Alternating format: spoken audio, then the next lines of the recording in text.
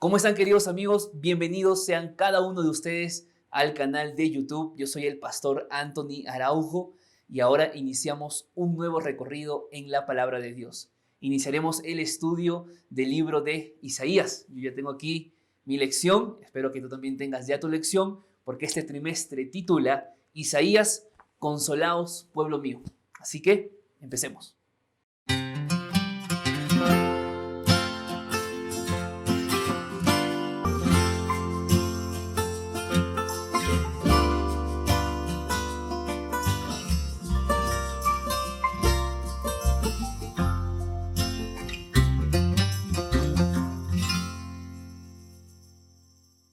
Antes de iniciar el estudio, desearte de todo corazón la paz y la gracia de Dios sea en tu hogar en este nuevo año. Que Dios pueda dirigir tu vida, que Dios pueda dirigir tus planes, tus sueños. Coloca todo, por favor, en las manos del Señor. Para los que no me conocen, yo soy Anthony Araujo, pastor de la Iglesia Adventista en el Perú, y ya hace un buen tiempo venimos aquí grabando los comentarios de la lección de la escuela sabática. Así que si eres alguien que nos visita por primera vez a la comunidad, ya sabes que puedes unirte a nosotros suscribiéndote al canal, activando la campanita para que puedas recibir las notificaciones cada vez que nosotros subamos un nuevo video. La lección de esta semana se divide en tres partes. Número 1, vamos a estudiar la declaración que hace Isaías, a mostrar un poco la problemática que había en el pueblo de Judá. Número 2, vamos a ver un poco el comportamiento del pueblo de Dios en ese tiempo. ¿Por qué era que Dios estaba molesto con el pueblo de Judá? Y en tercer lugar, vamos a estudiar la invitación que Dios hace a su pueblo al arrepentimiento. Estas tres partes están divididas en toda la lección, así que empecemos con nuestro comentario día por día. Bien, el día domingo de la lección lleva por título Oíd cielos, ¿no? Esto haciendo una referencia a que los cielos y a que la tierra eran testigos de la problemática y del pecado que estaba atravesando el pueblo de Dios. La situación del pueblo no era algo sencillo, la situación del pueblo era muy complejo. Se habían alejado tanto de su Dios, se habían alejado tanto del Padre, pues que ahora hasta su identidad habían perdido. Ahí es cuando entra este profeta, Isaías. Que dicho sea de paso, el nombre de Isaías significa Dios salva. Y era el mensaje que él tenía que dar al pueblo. Que a pesar de la rebelión, que a pesar de la situación dramática que vivían, Dios los estaba llamando y les estaba dando una nueva oportunidad de arrepentimiento. Vamos a ver un poquito los versículos del 1 al 9 del libro de Isaías, del capítulo 1, para entender un poco cuál era el problema que atravesaba el pueblo. Vamos a leer allí. Empecemos leyendo el versículo número 2. ¿Está bien? Dice, oíd cielos y escuchad tú, oh tierra, porque habla Jehová. Crié hijos y los engrandecí, pero ellos se rebelaron contra mí. ¿Cuál era el pecado entonces del pueblo, según el versículo 2? El pecado era la rebelión. Pero no era solamente la rebelión. Versículo 3. El buey conoce a su dueño, el asno el pesebre de su señor, pero Israel no entiende. Mi pueblo no tiene conocimiento. O sea, el pecado del pueblo de Dios no era solamente haberse rebelado, sino era la falta de discernimiento. Increíble, ¿no? La falta para discernir era tan grande que lo que hace Jehová es comparar a su pueblo con los animales y decir que hasta el animal, hasta el buey, hasta el asno conocen al dueño, conocen el pesebre, pero su pueblo no sabía quién era. ¿Tú te imaginas a qué punto había llegado entonces el pueblo de Dios? Y no es solamente eso, vamos a avanzar algunos versículos más para entender esta realidad que estaba viviendo el pueblo. Versículo 5 dice, ¿por qué querréis ser castigados aún? O sea, ¿quieres más castigo? Es lo que Jehová dice, ¿no? ¿Quieres más castigo? ¿Para qué? Si durante todo este tiempo te llamé, te hablé, te probé y nunca hiciste caso, nunca volviste hacia mí, nunca te arrepentiste, ¿vas a querer más castigo aún? Increíble, ¿no? como cuando un papá intenta dialogar con aquel muchacho, con aquella hija que se fueron de casa, que se alejaron de Dios, que viven en los vicios, en el alcohol, en las drogas, haciendo cosas malas, y papá, mamá les llora y les dice: hijos, basta, no hagas más esto, sal de este mundo, no sabes más qué hacer. Bueno, así se encontraba Jehová, sin saber qué poder hacer con este pueblo, que estaba muy hundido en el pecado. Continúa diciendo el versículo 6, por ejemplo: desde la planta del pie hasta la cabeza no hay en él cosa sana. Todo era constantemente ir hacia el mal. Increíble, ¿no? Dice el versículo 6, la parte final: no hay en él cosa sana, sino herida, hinchazón y llaga podrida. Wow, ¿no? Heridas abiertas, heridas sangrando. Esa era la realidad del pueblo, un pueblo que su vida se había convertido en pecado. Israel se había apartado de Dios. Israel tenía el problema de aparentemente mostrarse que eran el pueblo de Dios, pero que en la práctica claramente ellos no eran el pueblo de Dios. Vamos a leer un versículo más. Dice el versículo 8 y 9: y queda la hija de Sión como enramada de viña, en viña, como cabaña en melonar, como ciudad asolada. Aquí está hablando de Jerusalén y luego te voy a explicar el porqué. Versículo 9: si Jehová de los ejércitos no nos hubiera dejado un resto pequeño, seríamos como Sodoma y como Gomorra. Acá hay una gran comparación, ¿no? Comparar al pueblo de Dios con Sodoma y con Gomorra es porque el pueblo estaba realmente en pecado. Pero dice que había una enramada pequeña, había un resto que había sobrevivido a tal dolor que estaba atravesando el pueblo, y era justamente Jerusalén. Mira, los asirios habían atacado Judá. Los asirios habían invadido Judá y habían destruido todo lo que ellos habían visto. Pero si hubo algo que se había salvado y que no llegó a destruirse y que no llegó a invadirse, era justamente Jerusalén. Por eso llama a Jerusalén como una enramada en viña, ¿no? Como ese resto que había sobrevivido. Esta es la primera parte de la lección. Diagnosticar, bueno, nos muestra justamente el problema, ¿no?, que atravesaba el pueblo, pero al mismo tiempo nos muestra que el problema grande que había en ellos era la rebelión y era la falta de discernimiento. Ahora, vamos a ver un poquito cómo era la vida de estos judíos en la práctica. ¿Por qué Dios estaba muy triste y molesto con su pueblo? Vamos a verlo en el día lunes. El día lunes de la lección lleva por título Ritualismo putrefacto. Es decir, el pueblo no solamente se había alejado de Dios, sino que continuaba practicando los rituales. Pero, lamentablemente, lo que ellos practicaban no era bien visto ante los ojos de Dios. Así que vamos a ver los textos bíblicos para entender mejor esta situación. Empecemos leyendo el versículo 10. Dice: príncipes de Sodoma, oíd la palabra de Jehová, escuchad la ley de nuestro Dios, pueblo de Gomorra. Claramente, Sodoma y Gomorra ya no existían, pero era una comparación a su pueblo. Es decir, la situación era tan grave en la práctica, en las actitudes, en sus acciones del pueblo, que eran tan igual comparados como ¿quién? Como los de Sodoma y como los de Gomorra. Imagínate cuán bajo había caído el pueblo de Dios. Versículo número 11 dice lo siguiente: ¿para qué me sirve, dice Jehová, la multitud de vuestros sacrificios? Cansado estoy de holocaustos, de carneros y de grasas de animales gordos. No quiero sangre de bueyes, ni ovejas, ni de machos cabríos. O sea, Dios estaba cansado de las ofrendas que su pueblo le traía. Y alguien preguntará: pero pastor, ¿por qué Dios no recibía las ofrendas de su pueblo? Si eran ofrendas que el pueblo le traía ante él. Bueno, es que el problema no es traer la ofrenda solamente.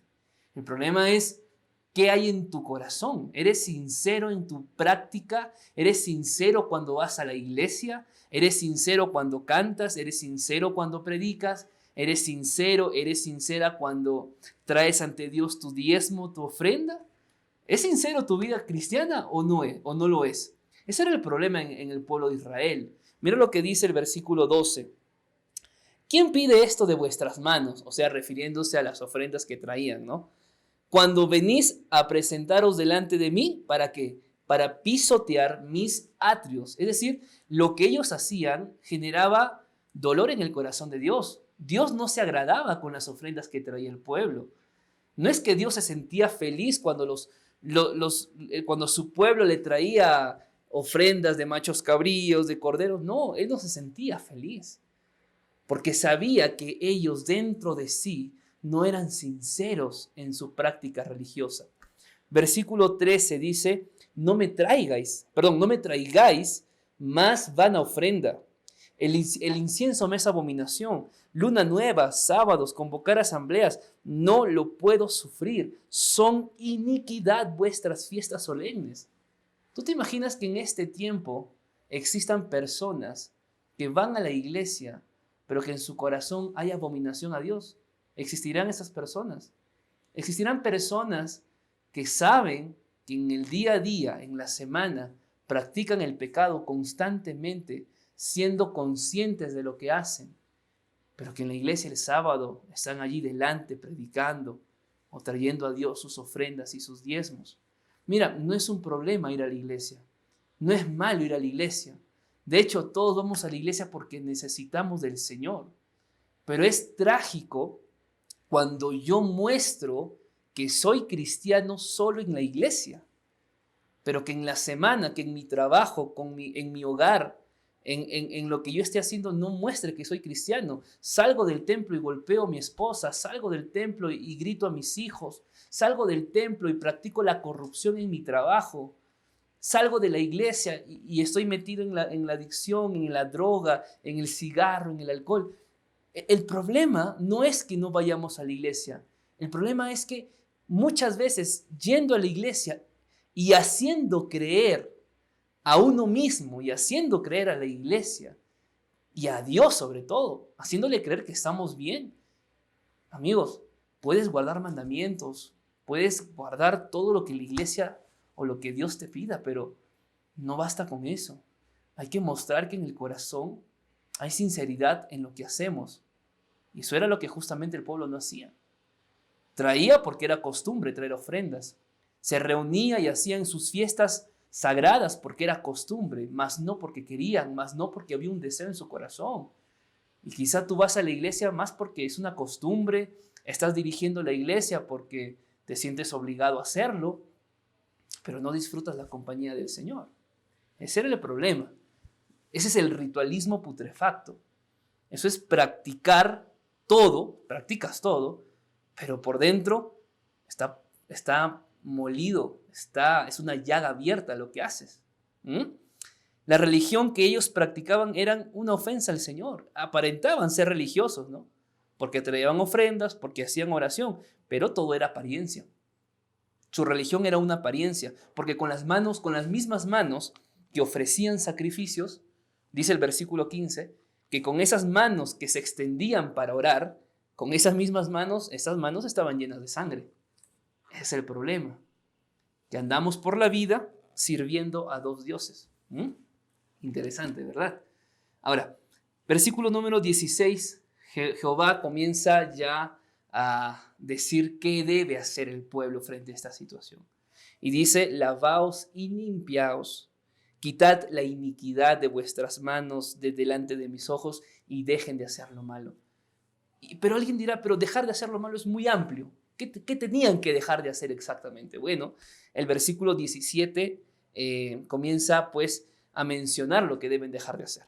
Dice, aprendan a hacer el bien, buscad el derecho, o sea, buscad lo que es correcto, socorre al agraviado, haz justicia con el huérfano y ampara a la viuda. O sea, atiende a tu prójimo, sirve a tu prójimo, ama a tu prójimo. O sea, la religión, amigos queridos, yo creo que apunté esto por acá, un verdadero cristiano, voy a mencionar esto literalmente porque lo tengo apuntado, un verdadero cristiano no solamente deja de hacer lo malo, sino que hace el bien a los demás. O sea, yo no puedo decir, no, yo sí estoy bien con Dios porque ya dejé de hacer esto, ya dejé de hacer lo otro. No. Tú eres un cristiano real, sincero y completo cuando dejas de hacer lo malo, pero cuando practicas también lo que es bueno. Si haces solamente una parte, no hay un cristianismo real, no hay un cristianismo completo.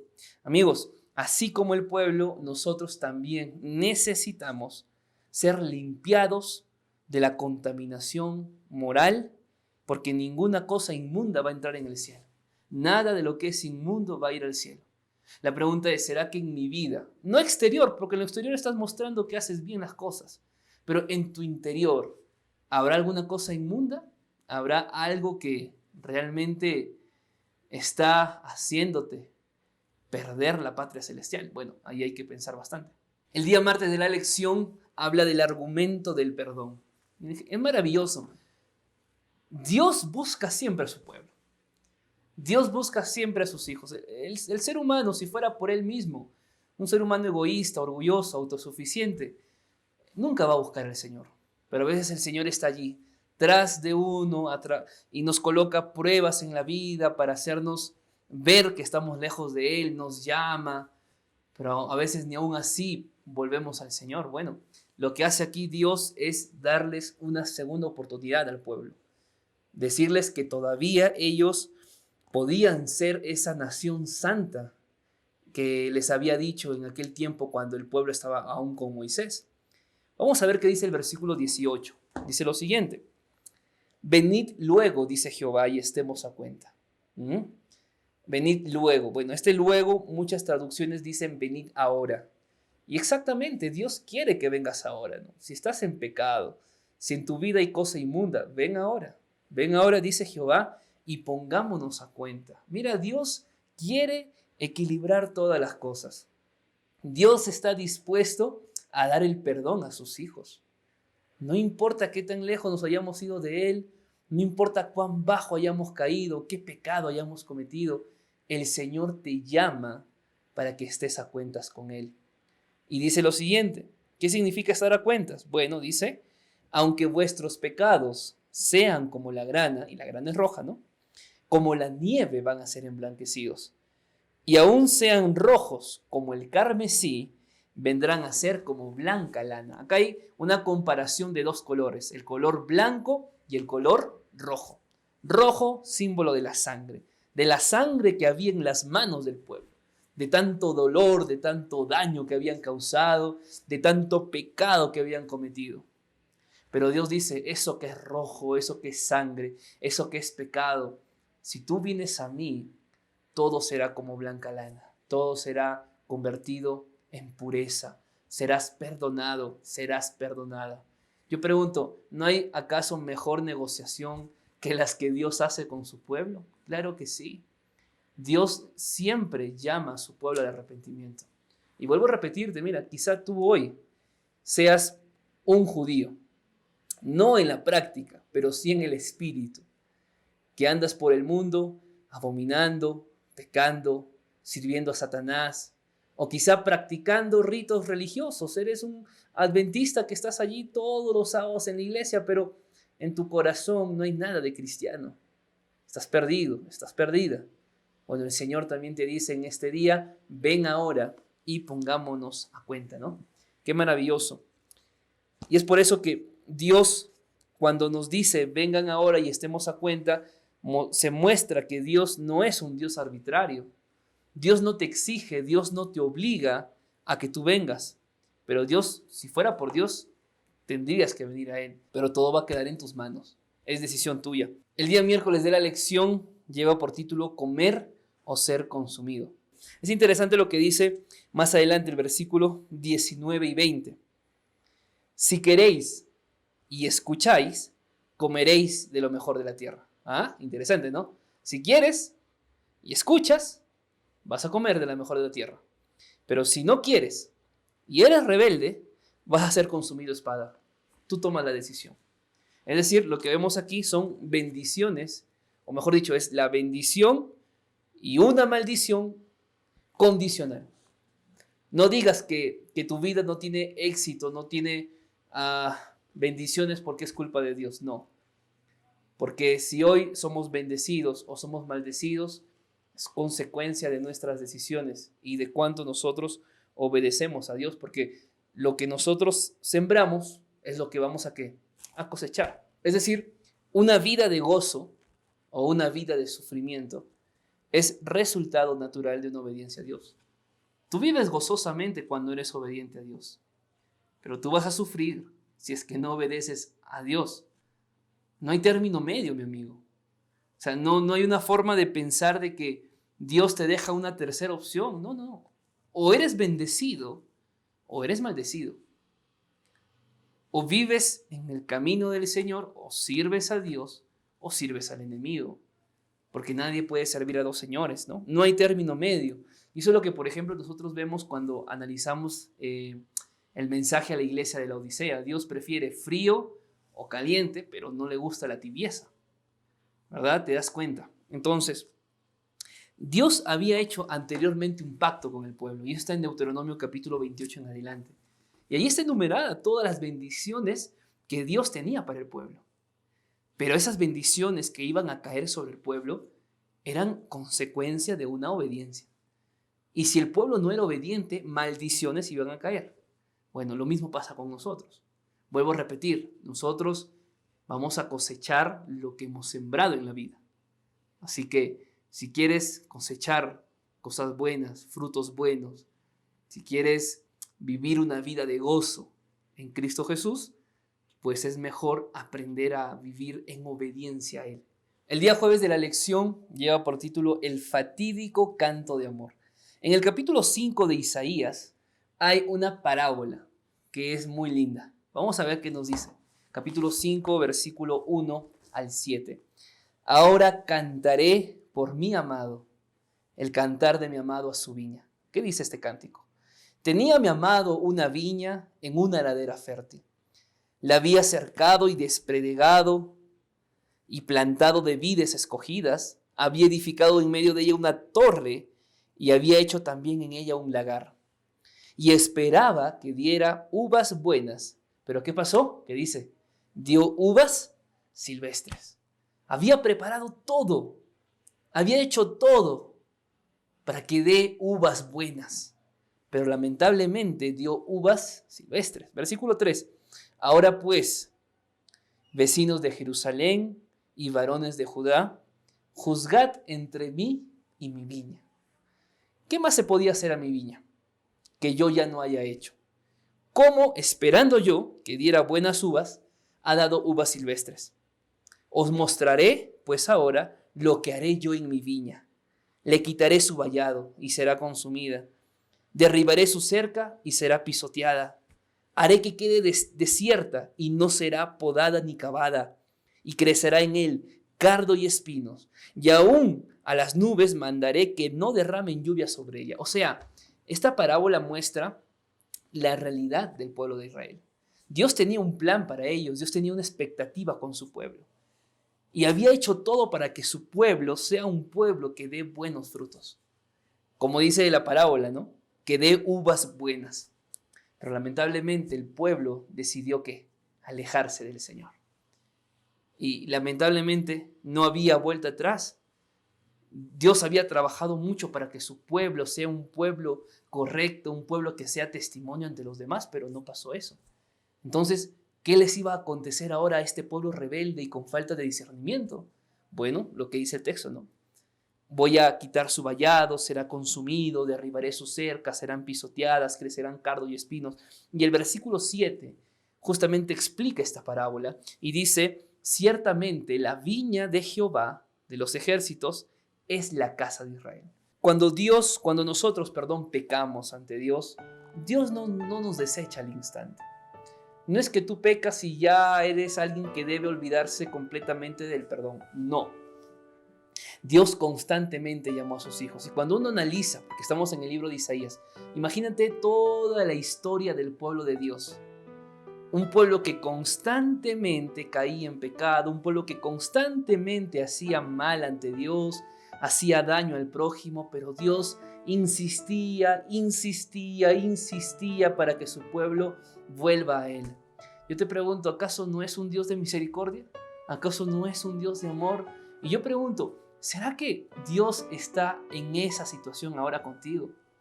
que estás alejándote constantemente, que estás cayendo en el mismo pecado, que estás tropezándote con la misma piedra. Y Dios te sigue llamando. Dios aún te sigue dando una oportunidad de arrepentimiento. ¿Hasta cuándo? Yo no sé. Pero hoy es el día en el cual debes entregarte a Cristo Jesús. Hoy es el día en el cual debes parar de correr contra Él y dejar de vivir para el diablo y empezar a entregarle tu corazón al Señor. Yo quiero terminar la lección, habría mucho por analizar. Y dicho sea de paso, nos hemos extendido en este video porque es la primera lección. Pero ¿sabes algo, mi amigo?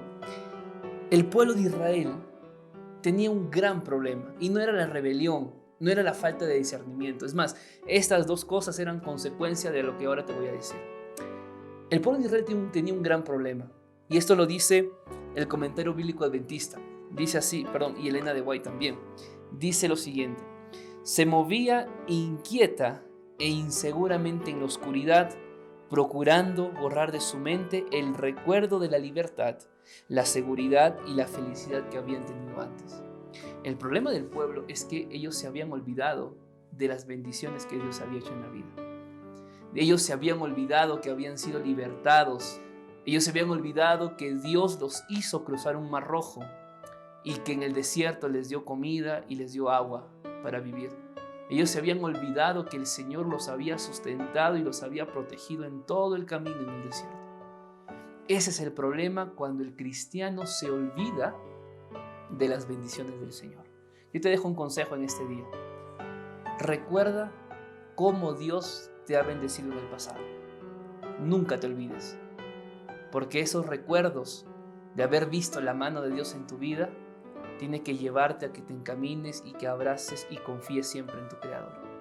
El día que tú dejas de agradecer a Dios por lo que te dio, el día que empiezas a ser una persona ingrata ante el Señor, empezarás a rebelarte contra Él y empezarás a tener una falta de discernimiento. Hoy es el día cuando Dios nos llama para arrepentirnos. Hoy es el día cuando el Señor nos dice, ven y estemos a cuenta. La pregunta es, ¿qué decisión vas a tomar? ¿Estás listo para entregarte a Cristo? ¿Estás listo para ejercer un cristianismo vivo, puro y santo? ¿O quieres seguir en un cristianismo putrefacto? La decisión es solo tuya. Que Dios te bendiga. Nos vemos la siguiente semana.